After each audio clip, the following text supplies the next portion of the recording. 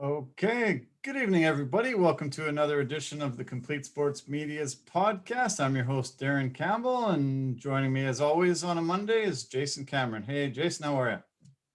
I'm doing good. I'm doing good. It was a good day today. I actually kind of got off work early. That was super nice. It was Nice. so nice.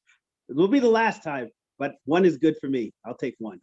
Yay. Well, yeah, I'm glad you got some extra time before this and got to come back home, relax a little bit, watch some basketball. Sure was a lot of fun games this weekend. Lots of great basketball, and the UFC was fun. Oh, yeah. Basketball this weekend was absolutely fantastic. It was great to watch. And it was a good UFC. We had a lot of finishes in this UFC. Yeah, there was a ton. What are the games that you watched in basketball that you Uh, were well, I really watched, closely watching? okay, well, closely watched. I watched the Golden State Warriors Charlotte Hornets game on Saturday. Right. Great game, by the way. Draymond. Oh, Draymond. We'll get to that later. And then the other one I watched was the Celtics Pelicans game, which was Right. a fantastic game. Great Yeah, game. that was a great game. Yeah. I watched both of those as well, and I watched a few others. I can't wait to break them down and yeah, figure out what went wrong with some of the teams and yeah, what's going right with others. It was a fantastic weekend, and yeah, a lot of really interesting basketball stories. But let's get to the UFC though. A really compelling uh, fight night from Vegas again, and uh, this night ended up showing that the strikers got the better of the grapplers, and well, that made us happy. We were able to give it back a little bit to Scott Holborn over, how he always cheers for the grapplers. But I've noticed that some of these guys are realizing this guy's gonna shoot for a takedown on me. I've got to, instead of sprawling, I'm gonna throw an uppercut or I'm gonna throw a knee, and I'm going to try to knock him out. And that's what Derrick Lewis did. He became he tied for the all-time knockouts in UFC history with his 12th, and it was a vicious knockout. He was losing the fight at the time, but that power that he has was able to shut the lights out and get him the victory. That's the thing with the Black Beast. He just needs one shot. Like he showed that in the Volkov fight. He just needs one shot, just one opportunity, and he doesn't let it slip. No. He crushes you with that one opportunity. And that's exactly what he even said at post-fight. I was just waiting for that. I was waiting for the opportunity to arise to hit him with that crushing uppercut. And when it did, he hit him, and it was game over. Yeah. It was literally game over. He was out before he even hit the mat. Yeah. We saw the previous week with Frankie Edgar going low. He gets the uppercut, boom, he's out. Or no, sorry, he gets the knee and he's out. We saw it with Jorge Masvidal and Ben Askren. We've started to see a bit of a trend. Instead of the sprawling, keeping your weight forward, legs back, not allowing that, we've just seen a trend of a lot of guys deciding, as soon as I see him going for that takedown, I'm going to hit him hard with a knee or an uppercut. And it's been some devastating knockouts in the last year of some of these moves that have been happening. Of course, because, once you shoot like that, you're using your opponent's momentum against them, along with all your power into your shot, whether it be a straight up the gut knee or an uppercut or a flying knee, which is even worse. Yeah. But you know what I mean? Like it's one of those moves that's there, but your timing has to be there as well. You have to be able to time him perfectly. And that's what the Black Beast did. He timed Curtis Blaydes perfectly, and he shut his lights out. Yeah, he sure did. Blaydes was having a really great time of it in the first round. Seemed to really be taking the fight to Lewis. Lewis seemed off balance a lot when he was trying to throw his strikes. He wasn't in good position. He was taking shots. He was not on his game. But as he said, he was just waiting for that opportunity, and he took full advantage of it. He was a lot more subdued than a lot of guys that win that main event, win the fight. he didn't automatically ask for another title shot. He's been actually asking for Alistair Overeem to be his next opponent. Do you think that's a good matchup for the UFC to make? I think it is. I think it is. I think it's a bad matchup for Overeem to take, to be honest with you, because that could literally be his last fight. Right. You know, like he said, he's on his last run right now. Yeah. Fighting a guy like that could make it your last fight. You know what I mean? Yeah. Or if he managed to somehow get past the Black Beast, but even with that, he probably only has 2 or 3 more fights left. Like he's already said it. Like he's coming near the end of his career. And I think that's one of the reasons why Derrick Lewis wants to fight him before he retires. I think he wants to have that, to say that, yeah, I fought Overeem, I fought a legend, and win or lose, at least I got that under my belt. Yeah. What's next for Curtis Blaydes? Where do you think he goes after this devastating knockout? Well, he's gonna fall in the rankings. I think he was number 2 in the heavyweight division, and now he's gonna fall. You know what, Curtis Blaydes, I think he's gonna be fine. Obviously, he's gonna have to do his concussion protocol, take some time off from the gym and whatever. But I still think he still probably fights maybe a top 6 guy again. Maybe his next fight, if he wins that, he's just right back into contention again. So that's all he needs to do, is just win again immediately, and he'll be right back into it. So there's lots of talk that the winner of Stipe Miocic, Francis Ngannou for the heavyweight championship is going to fight John Jones next. Do you think that's where the UFC's moving towards? Yeah, of course, because it's John Jones, and he has a loss, but it's not really a loss. You know what I mean? The guy is very good at beating himself, and nobody else can beat him. Yeah. So, with that being said, I think it's a good move on the UFC's part, because John Jones has made his point very loud and clear. He's moving up to the heavyweight division. He's been the light heavyweight champ. Nobody's been able to beat him. So with him being able to jump the queue, so to speak, yeah, a guy like that should be able to do that. Yeah. Plain and simple. Well, he always moves the needle. A lot of people want to see him fight. He should, garner lots of interest. There'll be lots of pay-per-view buys, and he'll really make the guy really angry at him as well. He knows how to stir up the fight and controversy. This was the biggest upset in main event history for the UFC since Michael Bisping beat Luke Rockhold, and I'm surprised by that, because Vegas, really is close to, accurate for many of their predictions. But, as you said, Derrick just needs that one shot and he can turn the guy's lights out. So I'm surprised he was that big of an underdog in this one. So am I. I had no idea that he was actually that big of an underdog. I didn't know that. I guess Vegas possibly thought that Blaydes would incorporate a Daniel Cormier type attack. Yeah. And that's how he took Derrick Lewis out. But here's the thing: Curtis Blaydes is not Daniel Cormier. Right. He's not that guy. So I don't know why they would have given him such an advantage, knowing that dude, it doesn't even matter what round it is. He has that power, and he can shut your lights out at any point in time in the fight. He's proven that. Yeah.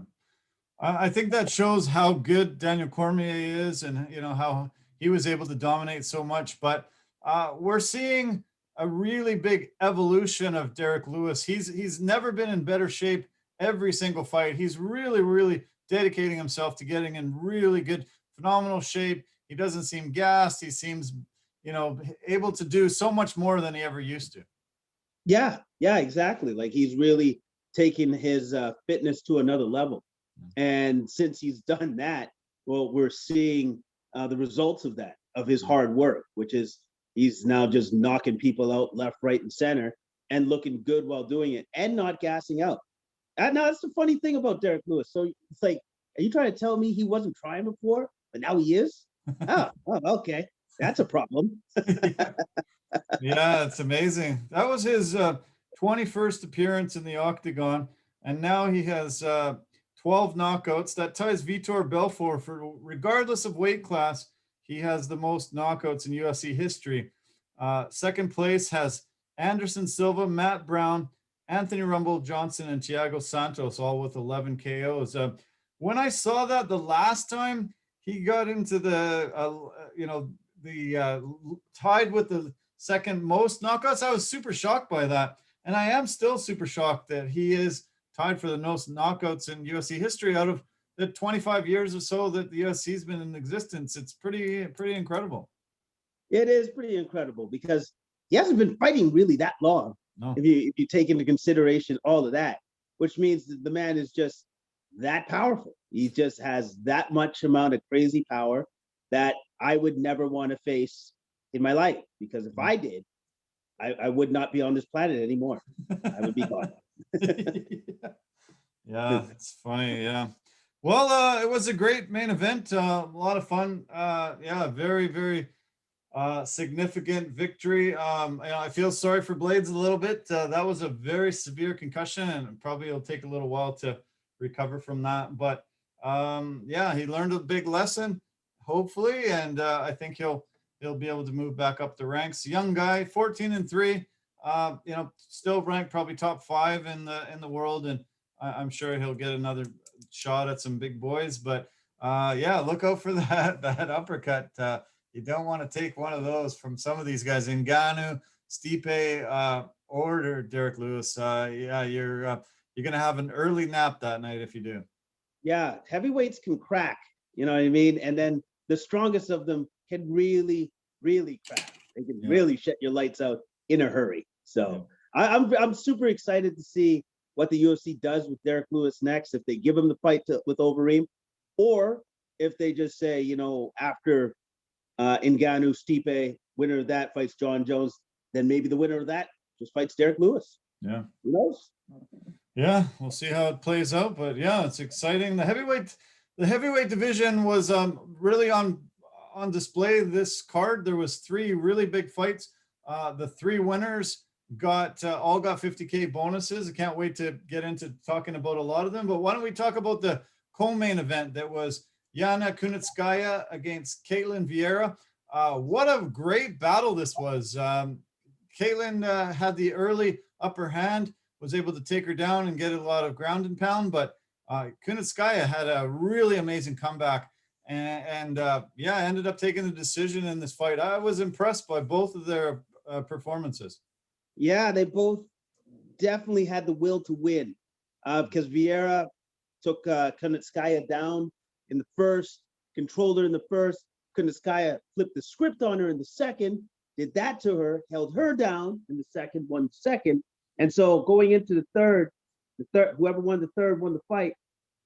And I'm going to be honest, man, it was so close, super close. Sure was. And I actually thought Vieira won the fight. Okay. I actually did.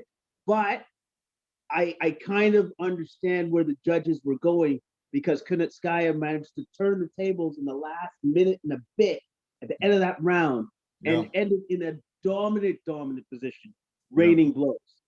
I love the fact that Kunitskaya never gave up on herself and fought to the very end of the fight. A lot of fighters don't do that now. Some fighters will take it off. She fought to the very end, and maybe, I believe, that's what gave her the fight. That's what won her the fight. Yeah, I think she might have just pulled it out in the last 10, 15, 20 seconds, because she rained down a couple of elbows. One elbow cut her. She hit her again with the elbow. When they stood up, it definitely looked like Kunitskaya, was way less damage. When they ended up counting the total strikes, Kunitskaya had landed 178 strikes. So when she was dominant in that second round, she really beat her up. And I thought Ketlen won that first round for sure. That third round, Vieira was definitely in charge of it, doing some control time. But Kunitskaya, like you say, didn't give up and just pulled out that victory, probably just right in the last few seconds of that fight. Yeah, like literally it was the last few seconds where he cut her open and then just raining down those hellacious elbows. I was impressed. I was really impressed, because I'm like, well, because honestly, I thought very great way to end that round, the third round. But I thought maybe a little too late. But then once the scorecards were read, I was like, she won. Oh, all right. Well, and also too, at the same time though, I wasn't surprised by that. I wasn't surprised. Yeah, no, it was amazing. It was interesting to hear the post-fight interview. Kunitskaya said that it was her second training camp preparing for Vieira. Vieira was supposed to fight her last time, but she had some visa issues. So she had been training for her for a very, very, very long time. And she said she really didn't think she could have the advantage on the ground because Vieira was the Brazilian jiu-jitsu expert, black belt there, and judo as well. But she said, I just had to train for her for the past 6 months. And, I figured out how to beat her. And she was really, really, really impressive. I love this fight. I really was blown away on how game both these girls were. And the number 6, number 7 ranked fighters in this division. Very impressive. I think they both have an opportunity to move up in the ranks in the next little while and contend very, very highly. Oh yeah, from this fight, they demonstrated to me that they're going to be very, very tough outs for anybody in the upper rankings in that division. Yeah. Very tough, because they both had that will to win, and they fought to the very, very end of that fight. And it was close, man. It was close. They fight again, it may be a completely different reversal and Vieira wins. It's that close between these two. Yeah, definitely. Yeah. Okay, well, why don't we talk a little bit about the featherweight battle between Charles Rosa and Derrick Minner? I thought Minner was really good at his ground control time. He ended up having about 12 minutes of ground control. He was great at strikes. He definitely dominated so much of this fight, and I felt like he deserved the decision victory by far. Yeah, he basically smothered Rosa, smothered him, and also too, he did it to a guy that's extremely dangerous off his back. Yeah. Rosa kept attacking him with submission after submission after submission, and wasn't getting anywhere with this guy. Nowhere at all, man.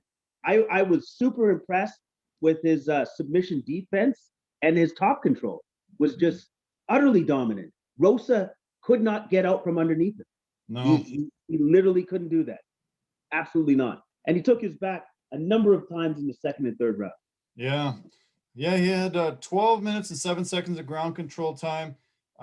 He had 3 submission attempts. His striking accuracy was almost 80%. 83 total strikes he landed to 28 for Rosa. Rosa wasn't on top at all during the fight. Minner just was just a really amazing display of grappling and jiu-jitsu, and definitely ground out a great victory for him. So congratulations, Minner, and let's see where he goes next. Let's talk about the other heavyweight battle on the card. I remember when you first heard about it, you said, my money's on Dawkins right away.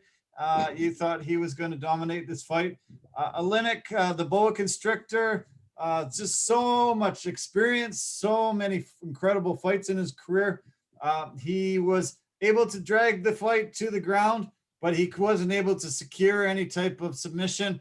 And once he wasn't able to, Dawkins just showed massive power and just was relentless until Herb Dean finally had to come in and stop the onslaught.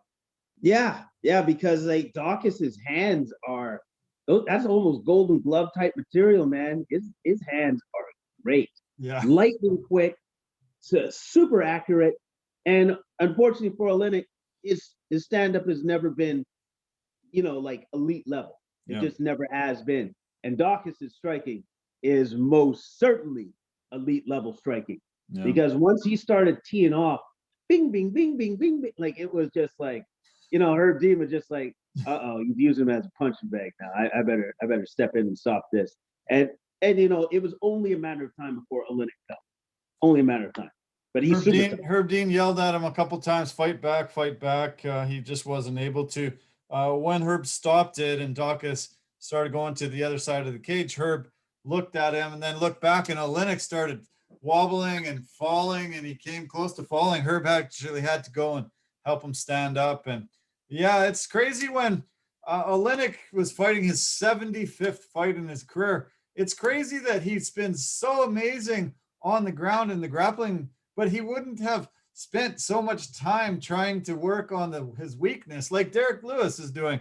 You know, you would think after 75 fights, he would be really, really super competent at his striking, but he's just never been able to get that ability.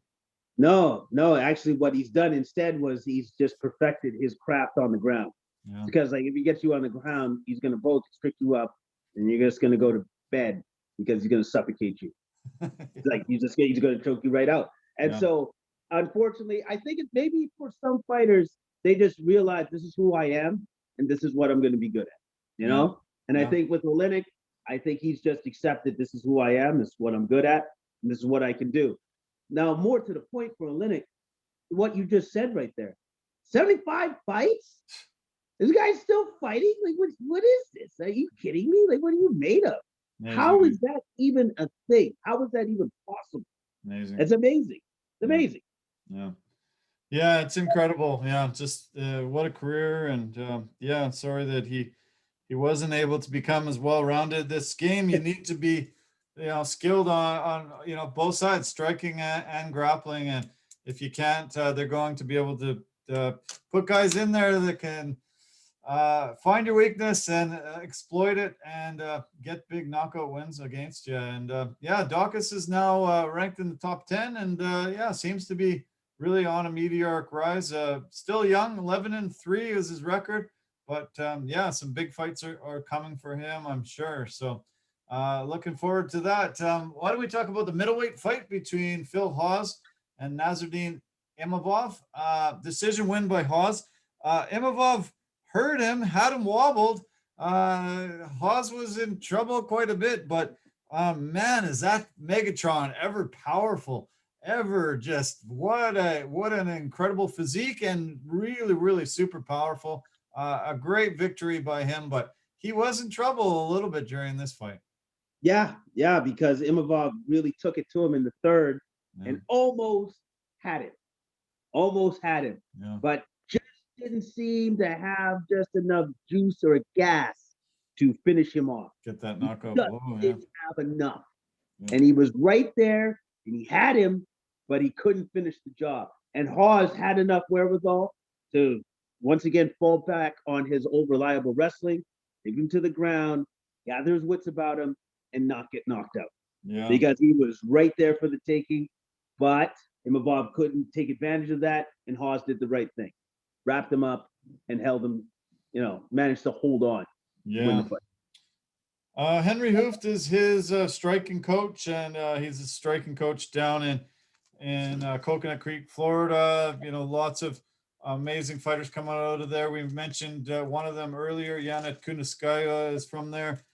Tons of great things. I think Hawes is well-rounded and just definitely got himself in a little bit of trouble.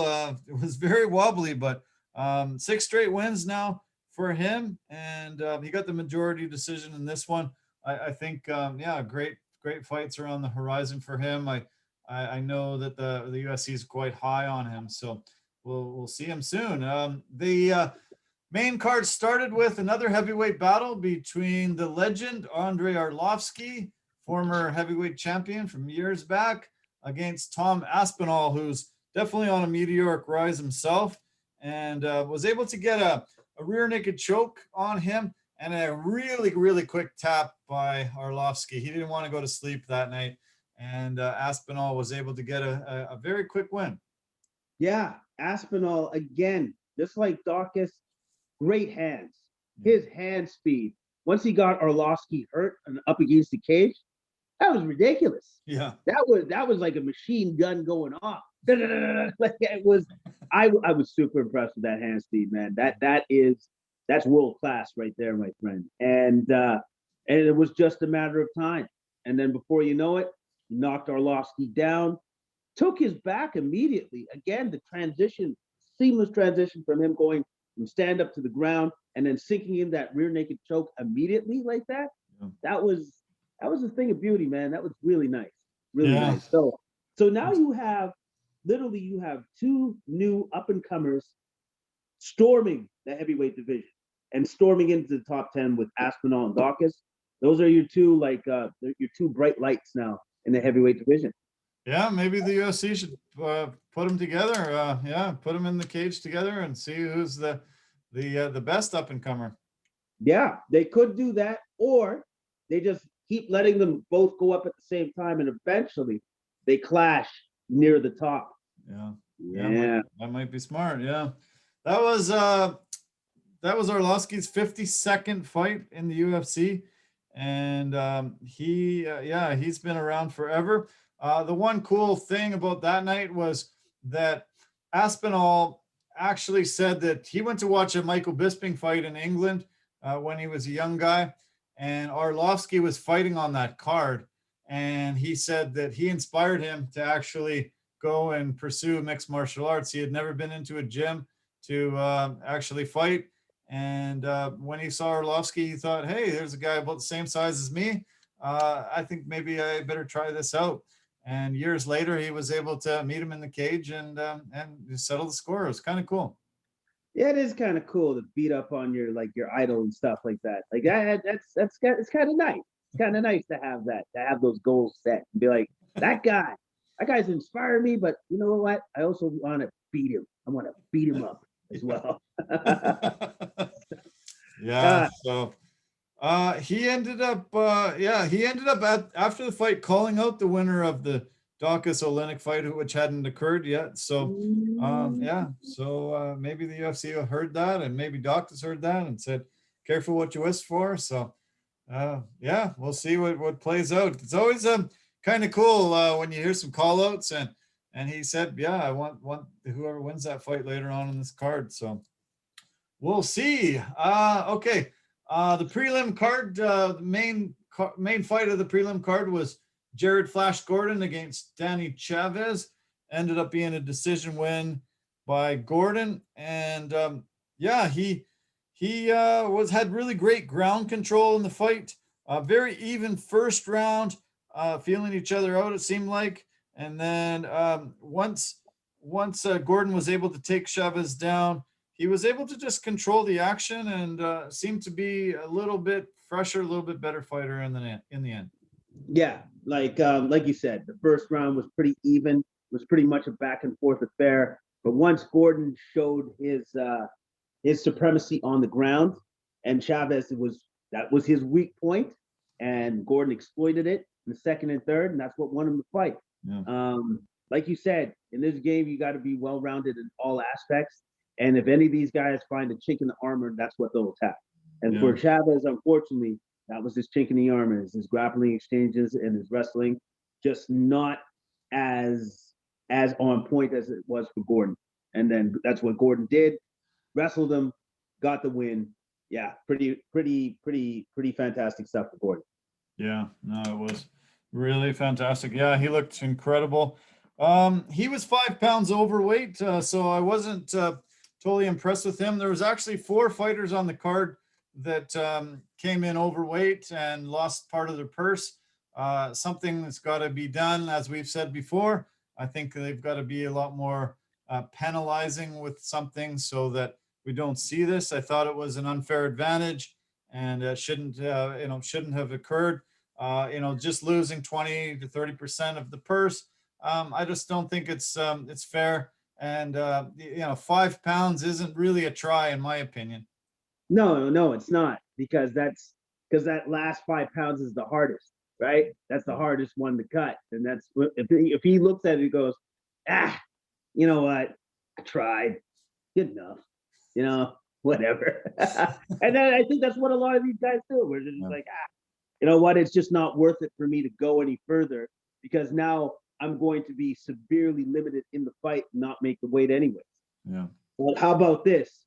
Why weren't you on point a couple weeks before the fight, and then you would have made weight easy? You know what I mean? Like, I agree with you on that. We both agree that something needs to happen to severely disadvantage these guys so that they know that they have to. Yeah. Yeah, no, I think, yeah, we got to figure this out because, yeah, it's not fair for the guy that, put all his effort in and made sure he was going to make weight. They're probably walking into the cage same weight, if they both, try to lose that weight, but the other guys compromise, having to get down to the weight he does. So yeah, it's just not fair, and I don't really like giving credit to a guy when he hasn't done that. So yeah, let's move on. There was a bantamweight fight between a legend, Eddie Wineland, who was a WEC champion back in the day. John Castaneda was his opponent. This one, Wineland was doing pretty good, but then he got stiffened up and took a massive barrage of punches until he was knocked out. Castaneda just saw that opening and just jumped on him and just, yeah, he just hit him a lot of times before the ref jumped in there. He caught him with the right, like because like Wineland was winning that fight. Wineland looked great. He looked fantastic up until that one point. He got caught with the right, got wobbled. Castaneda saw his opportunity and ripped off, I believe I have it written, an 8-punch combo to put him away. Yeah. I was super impressed with that. I was like, oh, would you look at that? He broke off an 8-piece combo just like that. And then it was game over. Like it was really nice work. Really nice work by Castaneda. Yeah. To come back the way he did. Come storming back the way he did. Yeah, Jason Herzog came in after those 8 unanswered blows and stopped the fight. But yeah, he just seemed to be able to just notice something. He just stiffened him up with the right, like you say, and then just he swarmed him so fast that Wineland couldn't stop the blows from coming, and that was it. Yeah, you don't see too many old WCE guys anymore, and it was nice to see him, but unfortunately Eddie took the loss, and that it was his 38th fight in mixed martial arts, and he's been around for a really long time. So yeah, let's hope he keeps at it. He gets an opponent that he can continue put away. He was definitely winning that fight before that happened, but unfortunately took the loss. So okay, what about some of the other battles?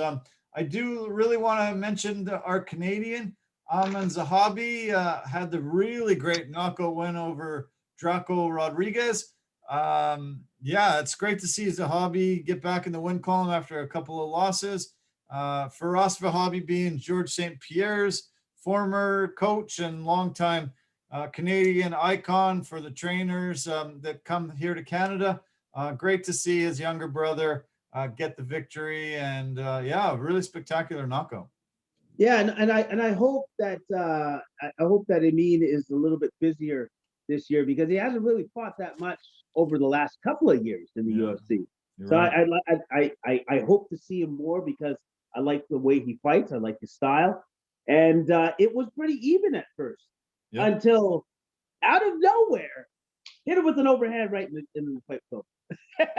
Like it literally came out of nowhere. While I was watching, I think I looked away because I was drinking something, possibly a beer, and I looked back and I went, "What happened? Is the fight over? Oh, the fight's over. I don't know what happened." And so I had to see the replay, and yeah, he hit him with an overhand right, and it was a perfect shot. Yeah, perfect shot. Timed it perfect. Doesn't get any better than that.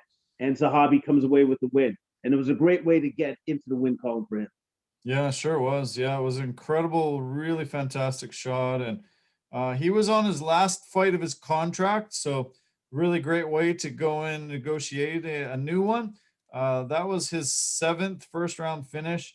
And yeah, he said he wants to fight 3 times. He said, Dana said that if you're under contract in the UFC, you should be expecting about 3 fights a year. And he said he hasn't fought enough in the past few years, like you mentioned.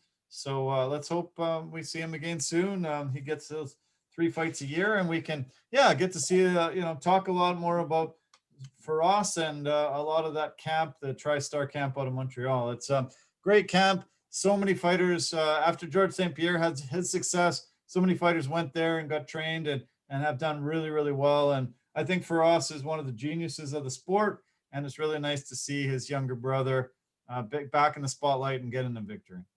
No, yeah, of course, because like all those techniques, all the things that he does has been kind of instituted, incorporated into a style by his older brother. And so yeah, that kind of shows that what he's doing works. Yeah. Because I've been training my younger brother since, I don't know, since he was like a baby, so or whatever. But you understand what I'm saying, right? Yeah. Like all of those techniques, all the things that he instills in his fighters, obviously he's instilled in his younger brother. And now you can see the results of all that hard work with that flash knockout that came out of nowhere. Yeah, exactly. That was hell of a knockout. So do you want to talk a little bit about the first fight of the night, the heavyweight battle between Sergey Spivak and Jared Vanderaa? The polar bear was able to get the victory there, got a knockout 4.5 minutes into the second round. He caught the kick, was able to get a takedown, and then he was just grounded and pounded until the referee finally pulled him off. About 30 seconds left in that round. Well, Spivak was definitely the superior fighter throughout the entirety of this fight. Yeah. Like, I believe Vanderaa actually called him out. And I think it was one of those, be careful what you wish for, son, because I'm pretty good. And you're just not that good. And then basically that's kind of where it was. I think Vanderaa wanted to challenge himself, but I think with this particular fight, he found out that I'm just not at that level yet. Yeah. More work needs to be had for me to get to said level. And doesn't mean that he can't get there, but I think he definitely needs more work with that. And I think personally, for me, from what I saw in that fight, his fitness needs to come up quite a bit too as well. Yeah.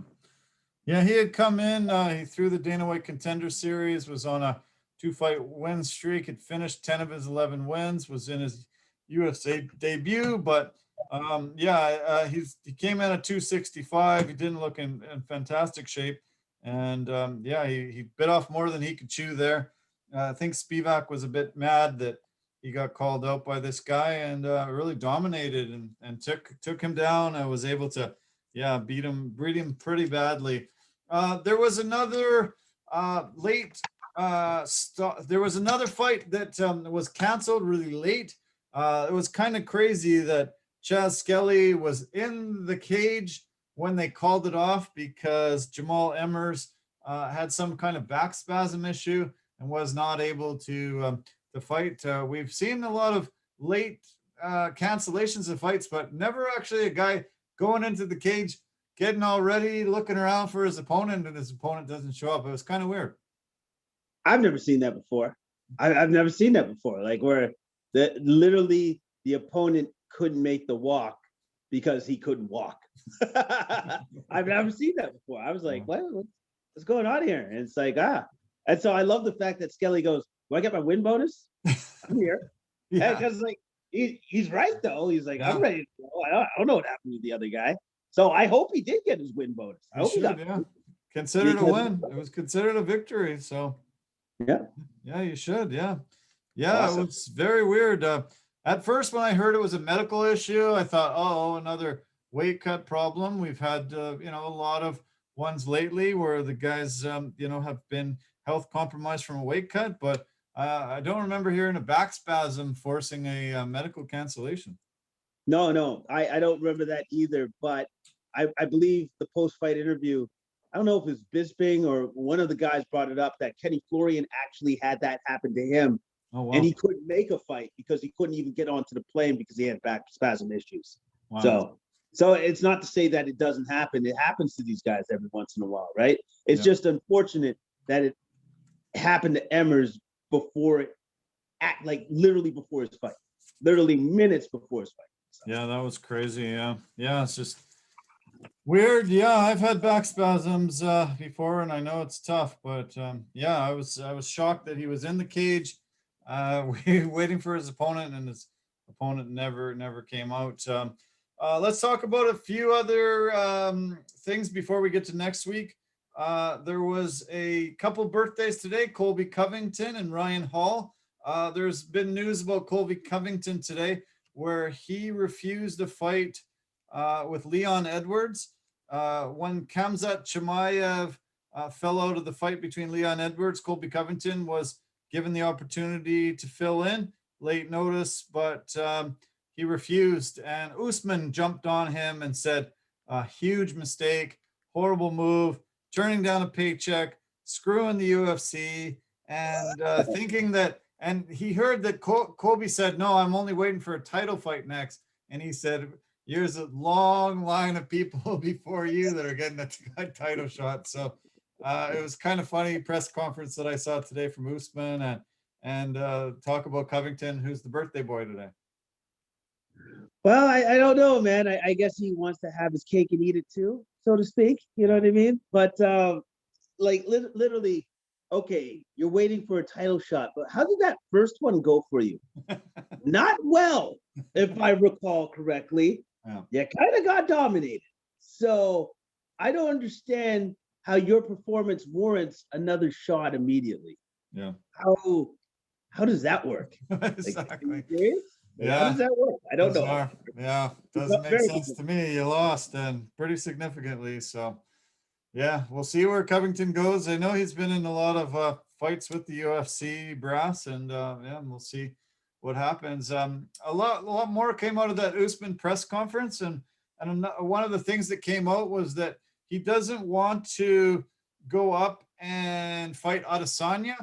He said that if Adesanya beats Blachowicz and decides he's going to stay at light heavyweight, he might relinquish the belt, and Usman would love to become a champ and fight for that belt. He said he doesn't want it. He wants as many African champions as possible. He would rather have 2 African champions with 1 belt than 1 African champion with 2 belts. So kind of cool for him to say that, and interesting. You know, we'll see what happens with Adesanya Blachowicz, and we'll see if he decides he wants to try to defend both belts.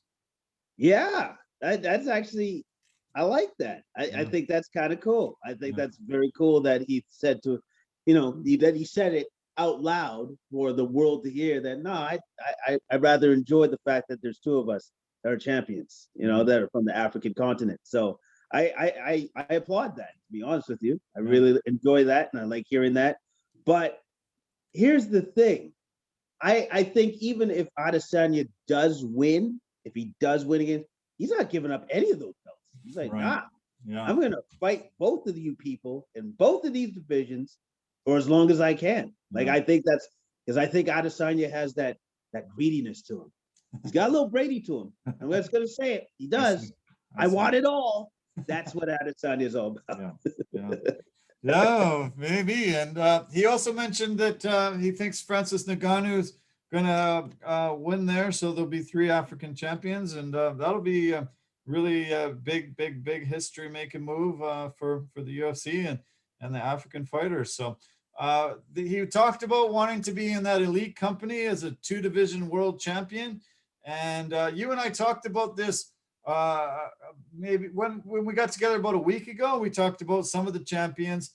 I know you mentioned some of them, but there's a couple that you didn't mention, and I wonder if you can remember from way back in the day.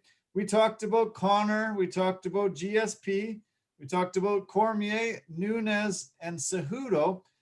Name the other 2 guys that were champions of 2 weight divisions. BJ Penn, Randy Couture. You got it. Boom. Just like that. Yeah, I know. I'm that good. Yes, that was quick.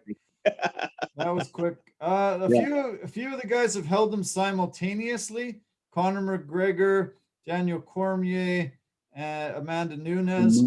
Yeah. And Cejudo held them simultaneously. The other guys won them, in separate years and stuff. But so only 7 guys in the history, 6 guys and 1 woman have done that. So we'll see what shakes down. But I think you're right. I think Adesanya would love to keep both belts and just keep going up and down. It's hard on the body, though, once you change weight class and you start getting used to, your body starts getting used to it. It is hard to go back down. Yes, it is. And you run the risk of messing up your body if you do that too often. Yeah. So I don't know if it's actually realistic for him to literally hold on to two belts for a prolonged period of time. Yeah. I don't know if anybody can really do that for a prolonged period of time, to be honest with you, because of the fight obligations that you have, the amount of fights that you should have carrying both belts. Like literally, you'd have to have 5 fights a year. Yeah. Somehow. And I don't know if any champion can do that. Pretty tough. Pretty tough. That'd be pretty tough. Yeah. So we'll see how that comes out. The other press conference that I saw this weekend was Aljamain Sterling ended up meeting with some of the media. He talked about this fight with Peter Yan, and he said that he actually deserves his compensation for when Peter Yan pulled out of their December 12th fight. He said that he heard that Peter was having some troubles with PEDs, and he was having some troubles because he was so chicken. And so he says he needs to get compensated for him pulling out of that fight, and he plans to beat him really bad when they fight in a couple of weeks. All right. Just getting that animosity up. Okay. All right, man. All right. Okay. They clearly don't like each other. That's good. That's a good start to any fight, and I like that. Aljamain is clearly trying to get under the man's skin a little bit. And so it's going to be a good fight. I can't wait to see that one. That's going to be a barn burner, man. Yeah, I'm excited too. Yeah, this card is shaping up to be one of the best cards ever. And yeah, it's nice to see some animosity. I hadn't heard any so far between these two guys, but it's come. And now we hear the rumor that whoever's going to emerge victor out of this fight, TJ Dillashaw, will be the next combatant for them. Oh, the cheater, huh? Snake. TJ Dillashaw Snake. All right. Okay, that's pretty cool. That's because we haven't heard about TJ Dillashaw for quite some time. 2-year suspension, yeah. 2-year suspension.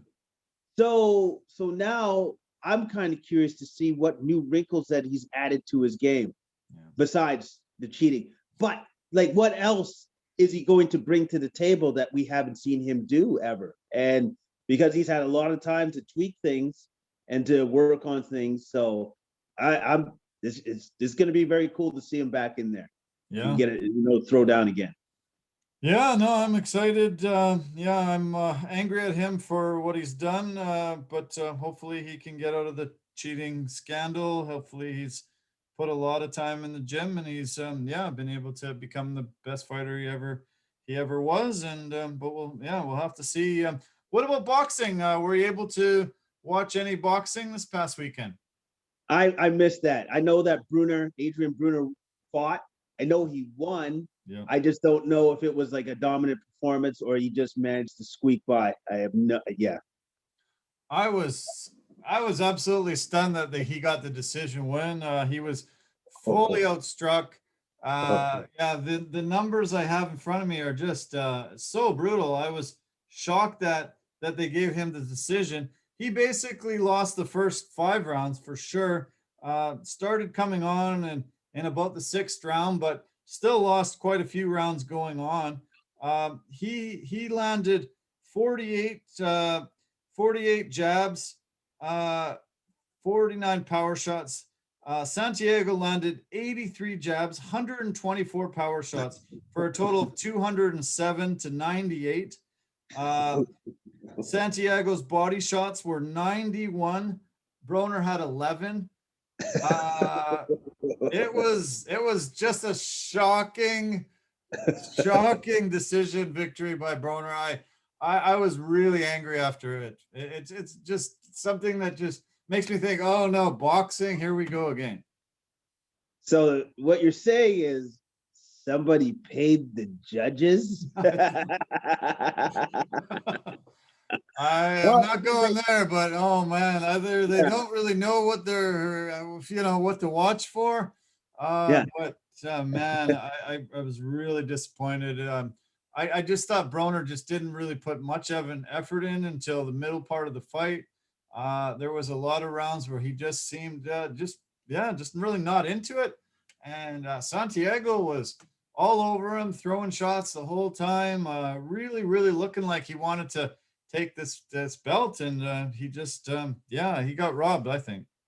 Oh yeah. Well, it sounds like it was a complete robbery, and I believe, correct me if I'm wrong, but I think this is like the first win in Broner for Broner in like 2 or 3 years. Yeah.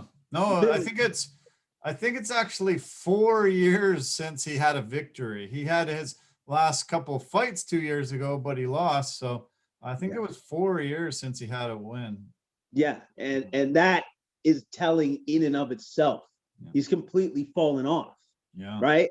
Like I remember I saw the fight that was on, and I was just like, oh, that's just Adrian Broner, like past tense. You know what I mean? Yeah. Past tense fighter. So I'm not. It's shocking because obviously I thought boxing was trying to get better. Like trying to improve their image, like with the judging and stuff. But I guess it's still who it is. It's still boxing. Yeah. Every once in a while, they're like, you know what? We're gonna piss you off, but we're gonna give it to this guy. He doesn't deserve it. Doesn't deserve it at all, but I'm still gonna give it to him. Yeah. No, I was frustrated by it, and he got onto the post-fight panel there. He sat on a chair here, interviewer there. I can't remember who he was talking to, but he said a lot of inappropriate things. And he actually, I guess, as soon as he sat down, he saw the card of the analyst that was, talking about who he thought won the fight, and he was scoring it round by round, and he had given the fight to Santiago, and he saw him and said, "F that guy, he doesn't know what he's talking about," and "F you," and he got pretty angry at everybody that had doubted him, and yeah, it was just it was a train wreck post-fight interview, and it just definitely made me think boxing took a step back this evening from this performance and how it turned out. Well, you know what? Adrian Broner hasn't been known for being a class act, so to speak. So with him lashing out the way that he did, it's juvenile. It's ridiculous, but that's Adrian Broner. That's who he is. Yeah. That's what he does. And you know what? That dude's never going to change. So what's going to change is whoever his next opponent is. Oh man, he's going to be in for it, especially if they give him a rank up from Santiago, who he clearly couldn't beat. And if they give him a harder guy, well, good luck, Adrian. Good luck. Yeah, you're gonna need it. It was Steve Farhood who had Santiago winning the fight and on his scorecard. And yeah, but anyway, there was another fight that happened in Vegas same night. It was Oscar Valdez, Mexican, had a really huge knockout of Miguel Burchelt with 1 second left in the 10th round. Incredible knockout, stiffened him up and just dropped into the canvas. Fight was immediately over. Burchelt actually was shown on a gurney heading to the hospital. Valdez was just phenomenal the whole fight, scored a couple knockdowns and was just really, really great in victory. Have you seen the knockout? I have not seen the knockout, no. Okay. But how devastating was it? Wow. Just wow. Just wow. Yeah, devastating. Like the guy was out the second that the blow was sustained, and they, like I said, they had taken to the hospital because it was one of the most devastating knockouts I've ever seen. Was it as devastating as Juan Manuel Marquez when he knocked out Manny Pacquiao? If you remember that one. Yeah, Pacquiao just immediately to the face to the canvas. Face planted, and he didn't move for a long time. No, I think it was probably worse. Oh, wow. Okay, that's bad because they were touting that fight a lot. Like they were really pushing that fight because it was like two Mexican fighters. They were bred to fight. My goodness, it's gonna be a war, and apparently it was a war. It was a war, yeah. It was a hell of a fight, but yeah, Valdez was the better man that night, and it was It was incredible. I really enjoyed it. Great fight. And also there was a heavyweight battle between Otto Wallin, who beat Dominic Brazil, decision in 12 rounds, and Wallin looked good. His best fight, his most notable performance was against Tyson Fury a few years back, but he looked really good. Got the decision win over Brazil, and yeah, a lot of fun boxing that night. I was glad that the UFC ended a little early, so I could watch a bunch of boxing that night too. Oh yeah, man. It was a great night of fights for sure. And it was cool that the UFC was on earlier so that you could have both. You could Yeah. have your cake and eat it too. Yes. Yeah, that was great. Okay, so we're gonna close down the combat sports for the evening. Just touch on next week's main card. We've got Jurizno Rosenstrike against Cyril Gane. What do you think is gonna turn? What's gonna happen in this fight? It's gonna be, I think it's gonna be a very technical stand-up affair.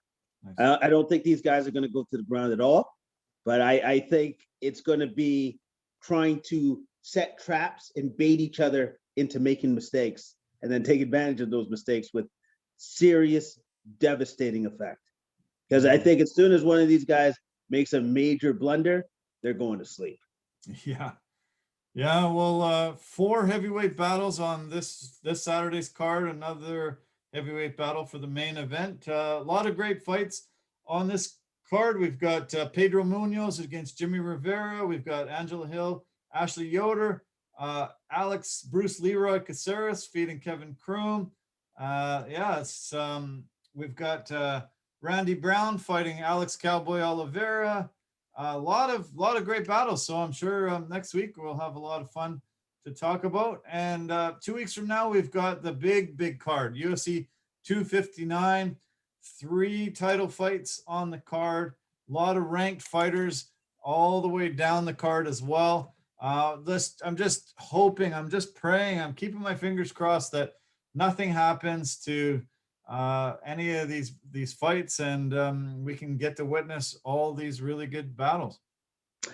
Yes, yes, that would be great if COVID didn't rear its ugly head for that particular fight card and that all fights go down as they're supposed to be, as they're scheduled to be. Fingers crossed. Yeah. For all of us fight fans.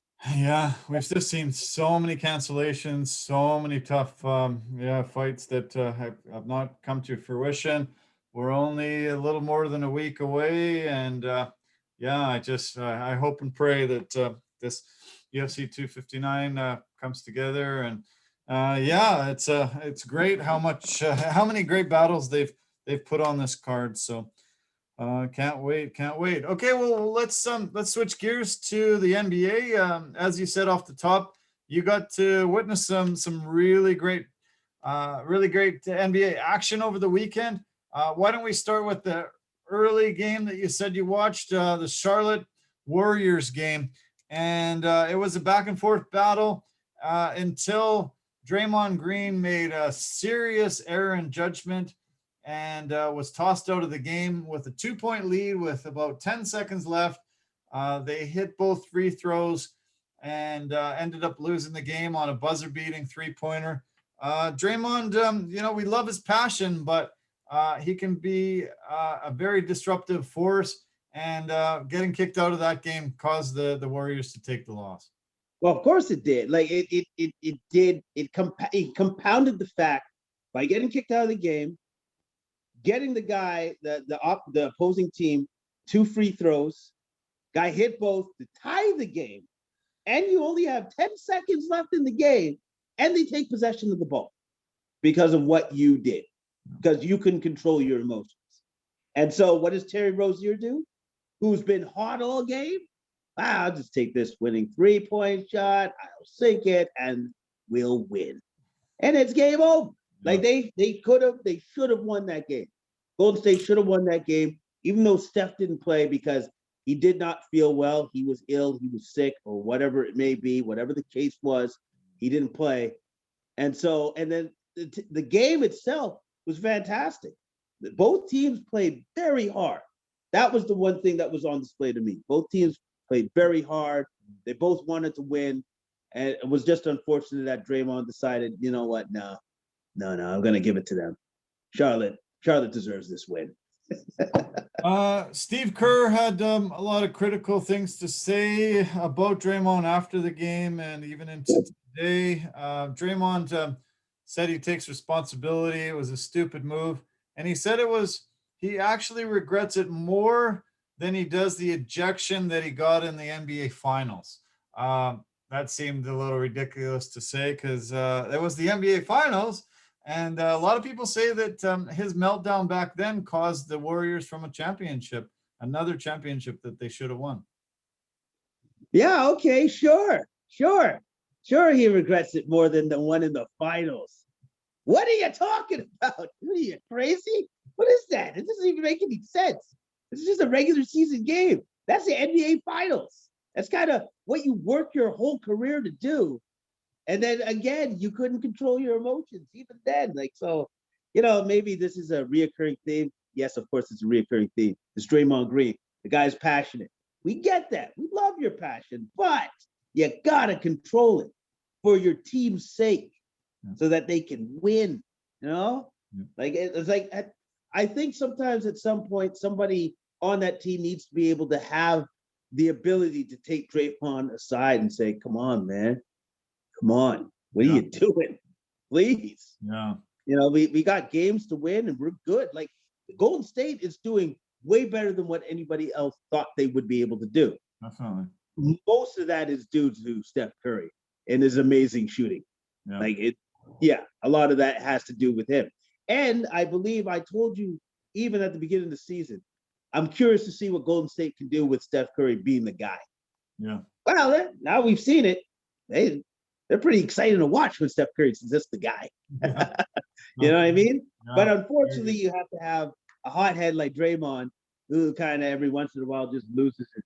At least, I guess you could say he's not as bad as one dude that used to play in the league, Rashid. Yeah. He's not as bad as Sheed. He's getting there, but he's still not there yet. So, okay, you got that going for you, Draymond. You're not as bad as Rashid. Way to go. I was going to talk about Draymond before that this week. He made some comments to the media after the Cleveland Cavaliers decided to sit Andre Drummond and not play him until they make a trade for him. And he said there's a lot of hypocrisy when it comes to media and when they talk about guys. A guy like James Harden got crucified for saying he wants out of Houston. And when a team decides they want to get rid of a guy, they're not talked about in any negative light at all. They're just like, oh, yeah, they got to make that move, But when a guy wants to leave a team, he gets crucified in the media. James Harden's just a cancer. He's horrible. He said he dogged it near the end there, and that wasn't cool, and everybody saw that. But why is there such a double standard when it comes to one guy wanting to leave or a team wanting to get rid of a guy? I thought about that, right? And I guess the difference is the teams pay that player. The player doesn't pay the team. You know what I mean? Yeah. And so I would say that in and of itself is the difference. The team is your employer. Right. So the team kind of has the right to move you as they see fit. Sure. Because yes, you are a player, you're an individual, you're a human being, you're a person, but you're also an asset. Yeah. You're also an asset. And so that's why the team has the wherewithal to do with you as they see fit, because they pay your salary. Right. They pay your salary. So they have that right. Yeah. That's the way I'm looking at it. But when we bring it back to real life, if you decide that you don't really like your boss, you don't really like the situation you're in, you want to move to a different job, shouldn't you be allowed to? If you don't like your coach, if you don't like the surroundings, you're not happy in that particular situation, you're not getting the minutes, you're not getting, you're not getting the ball because, somebody doesn't like to pass it, or, there's a personality conflict, whatever, there could be numerous reasons why a guy wants to choose a different job or choose a different place to work. Yeah. why should a guy be crucified so badly for just wanting to make a move? Well, and then that's true, and then that's the opposite side of the coin. Like for us, if we didn't like where we were, well, I guess we're gonna have to quit. But in the NBA, it doesn't kind of work like that. You can't just walk away from your team and say, you know what, screw this, I'm out. You can't actually do that. No. You're kind of locked in, and I see Draymond's point too as well, where it's like, well, why can't you just walk away? Say, well, because it's not set up that way. It's not set up that you can just quit. You can't quit. No. If you couldn't quit, I think you'd see a lot of shit happen. But it just doesn't work that way. It doesn't work that way at all. That's true. Yeah. Yeah, well, we'll see. Let's hope that Draymond can learn from this and keep it under control.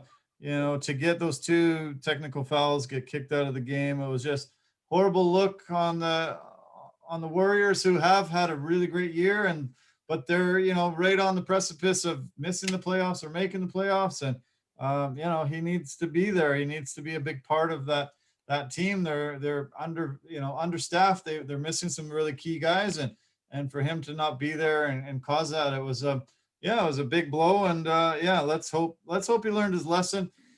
We talked about James Harden a little bit. He's on the most exciting, maybe the most the team that's hottest right now, the Brooklyn Nets, and he has come in. We talked about him and Kyrie trying to figure out roles this past week. I've seen an amazing transformation of James Harden to the assist leader in the NBA to, leading a team that's won 6 in a row and really, really looking like they could be the class of the East. Yeah, like it's amazing because he's being the facilitator. He's dishing it out, and Kyrie is the shooting guard clearly, but Kyrie has been playing fantastic since he's been back, as I knew he would when he decided to play again. And like the team is like they're doing all of this without KD. They're doing all of this stuff. Like even like the game the other day where they were down against, oh man, who was that team that they were playing against? And it was James Harden and Jeff Green down the stretch. Yep. And they just kept hitting 3 after 3 after 3 to the point where the other team, it was against the Phoenix Suns. Thank you. I knew I'd get it. I'd get it. And they just kept, and Chris Paul hit 3 threes down the stretch as well. But they just hit more, and they just kept hitting them over and over again. Like I'll say this, that team is as offensively gifted as it gets. They can score on you in a hurry, and they can hang 15 to 18 points in a minute like that. And it's just that quick. But again, for me personally, it's been great to see this run. But my question is still their defense. Yeah. I still have questions about their defense. I really do.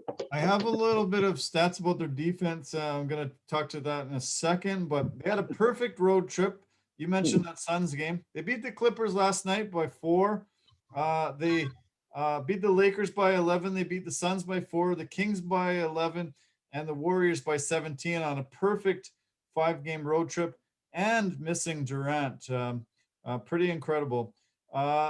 They have been able to get better on their defense recently. In the first 13 games with Harden, they were giving up almost 124 points a game.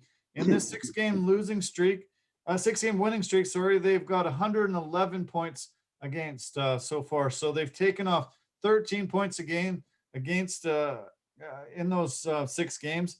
They were the worst in the NBA in those first 13 games, and needed definitely step up and play some better defense. And I'm seeing a bit of a trend that they're going in the right direction. Well, you know what? Then I'm going to attribute that not to the players. Not going to give them any credit whatsoever. I'm going to attribute all of that to Steve Nash and his defensive scheming, because I believe the one thing that they've changed during the 13 games to this winning streak is they switch a lot more. They switch off screens all the time now, and I think that's what's helped their defensive to be more defensively stalwart against some of these teams that they're playing up against. So I give all the credit to Steve Nash and making those adjustments on the defense so that they're not just being scored on at will by any team. Yeah. I'm glad you brought up Nash. I have a really neat graphic here that I want to explain. When he was with Phoenix, him and D'Antoni, they started changing basketball and really going at a fast pace, shooting within first 7 seconds, really launching a lot more threes than had ever been launched before. So they were in that year in pace, they were first, points per game, they were first, 3-point field goals attempted and made, and percentages, they were first in those ranks. If those ranks and all those percentages were brought into today's game, they would be 26th in pace, 23rd in points per game, and 30th in 3-point field goals attempted and made. So that's how much the game has progressed since those days of Nash and D'Antoni to these days now, how much more points and pace and everything is happening. Yeah. But we're at this point because of what they instituted, because they were the pioneers for getting us to this point, for the whole evolution of the league. And yeah, I couldn't be happier because it's just so much more exciting to watch basketball now. It's so much more engaging to watch basketball now. So thank you, D'Antoni, and thank you, Steve Nash. Yeah, you've made the game better. I love it. Yeah. That game against the Clippers was really fun for me to watch. I really wanted to see Kawhi Leonard, Paul George against Kyrie and Harden. I wanted to see those four battle it out. But Paul George was on a minutes restriction, and he got sat down with about 5 minutes left and never played another second of the game. And he had already scored 34 points up to that point, had been really, really prolific in the game. And they decided, Ty Lue said, no, sitting him down. He's not playing another minute because he's on a minutes restriction. And he was chomping at the bit, and he kept looking, and the clock kept coming down, and he kept thinking, oh, they'll bring him in now, maybe the last minute. No, it was either a big screw up by Lue that, wasn't watching his minutes. I don't know. It just really, really made me angry that its minutes restriction wasn't managed better, and we saw those four guys battling it out right to the end. Well, or it's just like maybe that's just the way the league is now. It's like, well, you paid you 35 minutes, you were on fire, now you're done. Now you get to sit down. And we're seeing that more and more where coaches are just hard lined on it, where it's just like, no, man, that's it. And I don't know if that's actually coming from the coaches, or is that coming from upper management? Yeah. Saying that if they're on a minutes restriction, as soon as they hit that minute, they don't play again. Yeah. And that may be coming from the team, like the team upper brass. Oh, I think it has to be coming from upper management. I think it has to be coming from upper management. Right. But somebody should have, one of the assistant coaches should have been, okay, he's at 28, he's at 30. Okay, let's sit him down, let's get him some rest. We want to have him fresh for the last, 5 minutes. Somebody screwed up, and I just really hated that we didn't get a chance to see them at their best. The other thing that came out during that game was DeAndre Jordan was really, really dominant in the middle. That was the best game in a Nets uniform by far. And it kind of looked like his return to LA. He really wanted to stick it to those Clippers. And it was, really good to see, because they haven't had a really good middle presence this year. And that will even help them continue this winning streak if he's on. Yes, it will. Yes, it will, because like they've been missing his dominance, his presence as a rim runner. And once he does that to great effect. That just adds a whole new element to the Nets game. Yeah. It adds a whole new element, right? So if he can be that dominant force that they need in the middle, just getting the rebounds or just going up for the alley-oop dunks, because he's got Harden, who's a master at manipulating the defense to get him that alley-oop. He's a master at that. Like he's he's got that down pat. So on all he's got to do is roll to the rim hard and catch the ball and dunk it. This was a battle between the second team in the East and the second team in the West. And I actually think that these are the two teams that might face each other in the finals. With 76ers iffy right now. Nets on a 6-game winning streak, really chasing them down. They're basically just percentage points behind them. They're at 20-12, and the 76ers at 20-11. And then we see the Clippers. You know, they're in third place in the conference, but they are pretty dominant. Jazz, I don't think they can continue this pace. 9-1 in their last 10. I don't know if they're going to stay up there.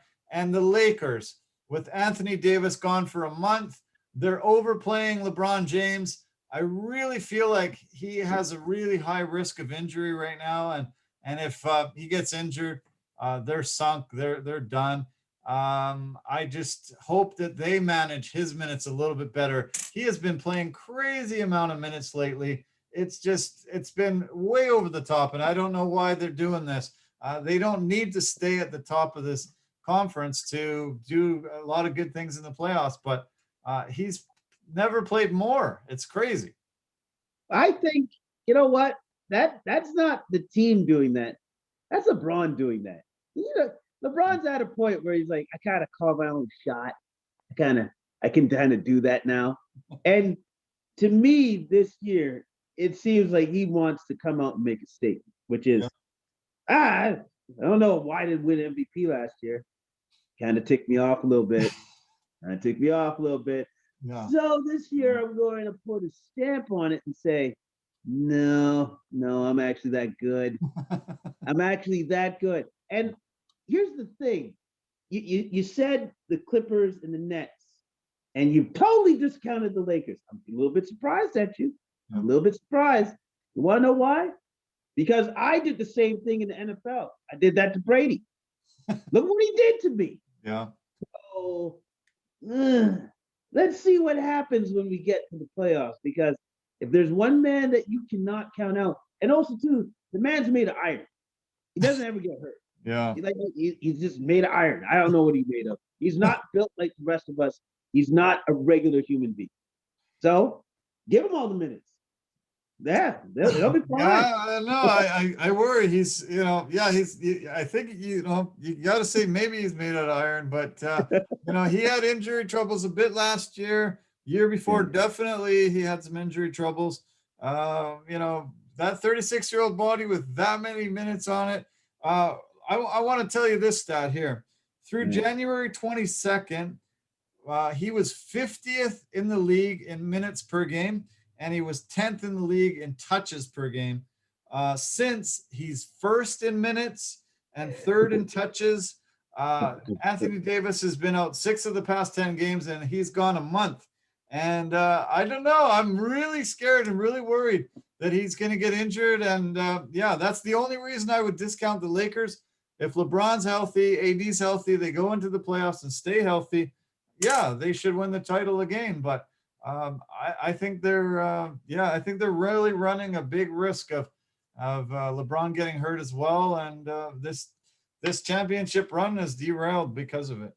No, I see it a little bit differently than you, which is LeBron is not a real human being. He's made of something else. I don't know what that is. Okay. He's going to be fine. We're going to roll right into the playoffs. AD will all of a sudden be, I feel refreshed. I feel great. LeBron's like, it's about time, man. Could use some help. And then everything will just work out. Like it will probably just work out like that because he's LeBron, and I don't know. Somehow, some way, I just feel like this is what's going to happen. It's just going to work out. All right, but we'll see. Yeah, we'll see. Great, great debate, and we'll see how it plays out. I sure hope the injury doesn't happen, but it really could to a 36-year-old man that's played that much basketball. Okay, you mentioned you watched a couple of the games. You watched a great game between the Pelicans and the Celtics as well. A massive comeback, the biggest comeback in Pelicans history, down 24 to the Celtics, pulling out an overtime win. Fun game to watch. I'm glad you recorded it and watched it. I watched it before you did, and I'm glad I didn't spoil it for you. Tell me your viewpoint of that performance. It was pretty incredible. It was awesome. It was awesome to see the young team get after it on the defensive end, because that's actually what literally brought them back into the game. They had that defensive energy, and also too their best two guys, Brandon Ingram and Zion Williamson. They had great games, man. Zion only, I believe, in the first half had 4 points, so he wasn't actually didn't really seem like he had it. And then he turned it on. Then he turned it on. Then he decided, I'm going to go in the paint. I'm going to dominate that, and I'm going to bully these guys because I'm bigger than them, stronger than them, better. And then that's what he did. That's what he did. But on the same side, the Celtics were like, well, we got Jaylen Brown and Jason Tatum. We're pretty good too. Yep. And it was just a heavyweight affair. It was so cool to see these young guys just get after each other and go blow for blow, back and forth, back and forth. It was awesome, man. It was awesome. But for me, the thing that I love the most to see the young team of the Pelicans not settle for this loss. They wouldn't settle for it. They wouldn't accept it. They could have just laid down and said, we don't got it. We're already up by 24, mail it in. But no, man, they did not do that. And I was very impressed by that. I think Stan Van Gundy is definitely the coach for this team at the right moment at this time. Yeah. No, I was super impressed too. I watched it, and really amazing to pull out that overtime win. And Van Gundy, was on them because the day before they suffered the worst defeat by one team in the shot clock era when leading by plus 10 points going into the fourth quarter. They were outscored 41-12, lost to Phoenix 132-114. Phoenix just absolutely jumped on them and dominated. To actually go the next night and be down 24, most young teams would be like, oh, here we go again. Yeah, another loss. But they didn't give up, and they kept at it and pulled out a really fun victory. And I also think that there's something wrong with Boston. I don't know what it is. It's hard to put my finger on it. They don't seem to have the chemistry that they had last year. And this is the first time they've been 500 or worse after 30 games, first time in 7 years. We'll see what kind of a problem is. I think you might have some ideas on what the issue is. I think one of the major issues is the fact that Marcus Smart is out of the lineup. I think he's definitely their defensive stalwart. He's the guy that is calling out defensive matchups, and then you get this guy, I got this guy. He's the vocal point for their defense. And on top of that, he's also a facilitator on their offense. He's a heart and soul kind of guy. He's the heart of that team. And with him not being there, it's a different team, man. It's a different team, and you can see it. They just don't have that little bit extra.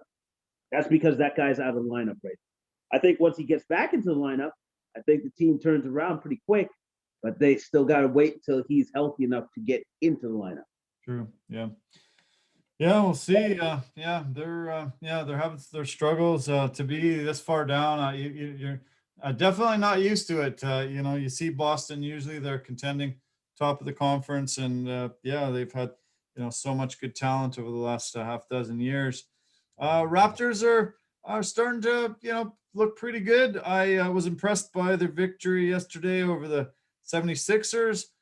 Joel Embiid was a serious force before this game.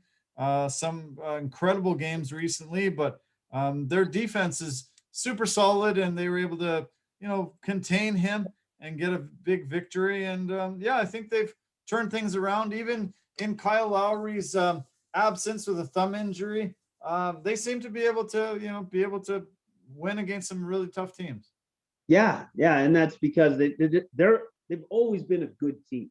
Yeah. They just their chemistry was just slightly off, and I think now that they finally beginning to figure that part out, right? And also too, Fred VanVleet's been playing fantastic basketball.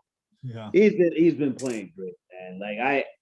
The dude scored a couple weeks back 54 points. All right, what are you talking about? What?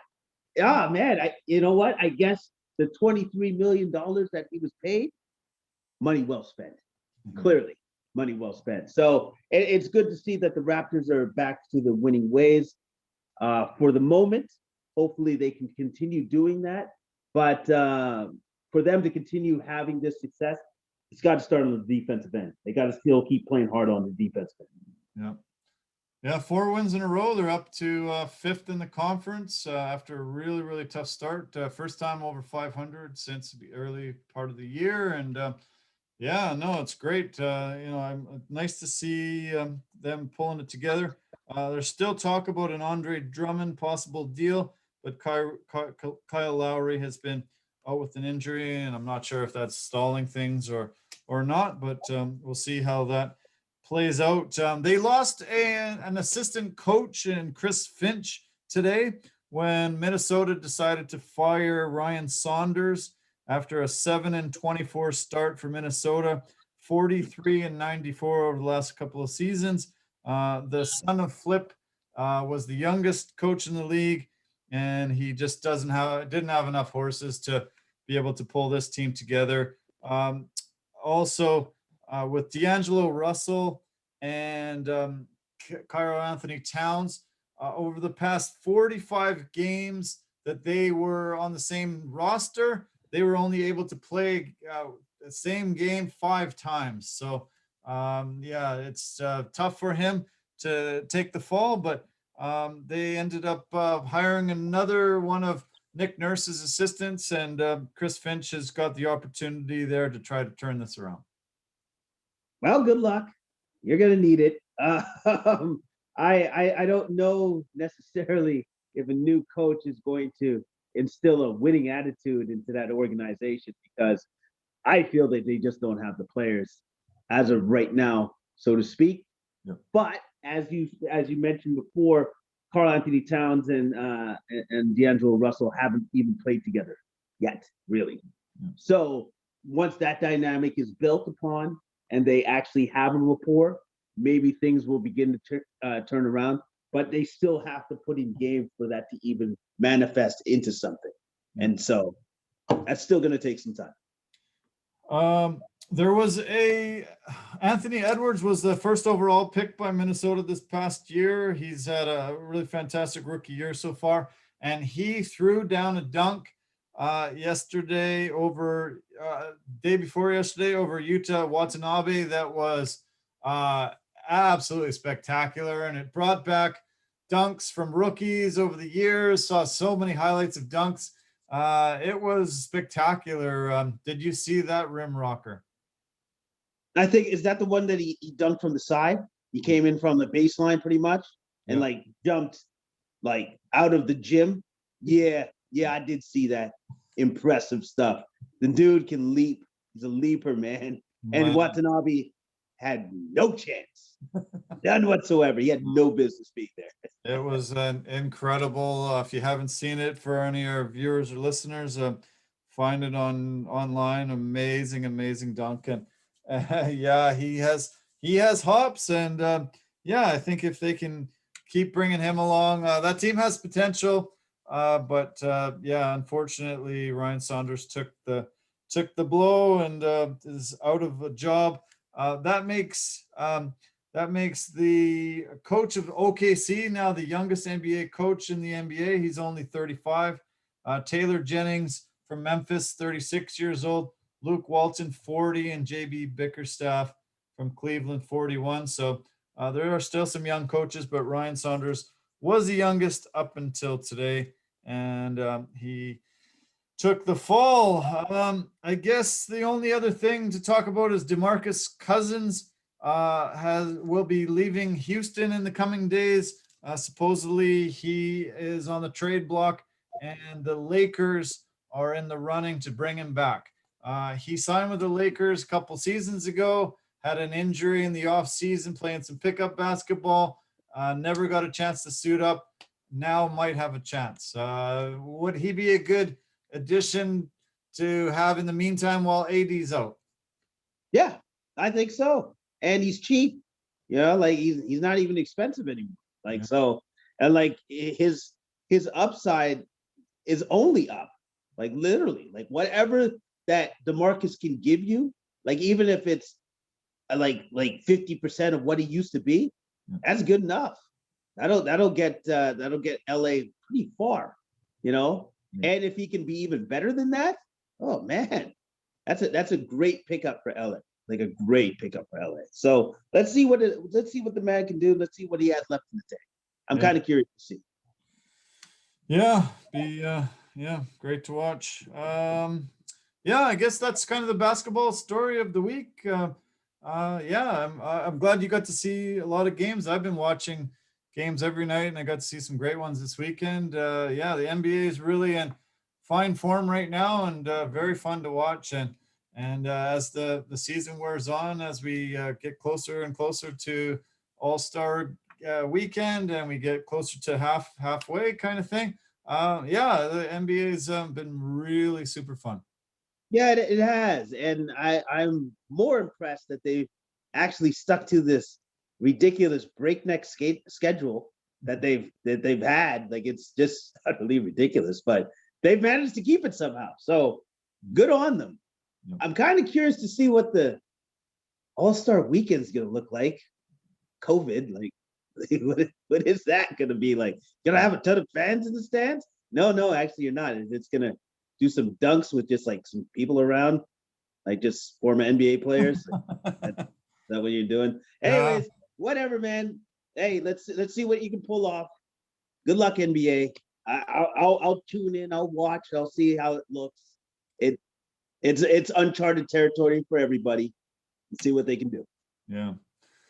Yeah, no, I think a lot of NBA players have been calling for it to be canceled, and yeah, we'll see if that becomes more and more of a thing. But yeah, so far they're going to go ahead. It's going to be really weird. Yeah, strange for that Saturday night when they try to showcase all the skills and yeah, I don't know. I definitely don't think it's the smartest move, but they want to go ahead with it, and I guess we'll see how it turns out. Yeah, because like I'm gonna be honest, man. I kind of agree with LeBron on this, where it's like we're dealing with a pandemic.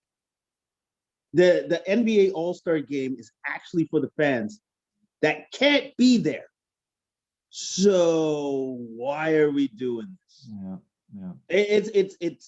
It needs to be asked. It's like if you're trying to, I guess, be role models for like the people, then you don't put this on. Because everybody's actually supposed to be safe indoors, away from others. You know, like if you want to do the right thing, not having it would be the right thing to do. Be the right thing, yeah. Like I think that would be the right thing to do. But since you are having it, I guess money's more important than doing the right thing. Is that what you're trying to tell us? Cool. All right. Yeah. All right. Yeah, NBA usually makes so many smart, good moves. I've been impressed with them so much over the last, few years, and yeah, this just seems like a bad mistake and a fail on their part. But I guess we'll see what shakes down in the coming weeks and see how it plays out. But sure was fun as always on a Monday. Great to break down the UFC. Great to break down the NBA. And I guess the only last thing I want to mention is Deion Sanders won his debut as a coach of Jackson State as the coach there, 56-0 victory. And great to see him patrolling the sideline again. Great to see him on a football field.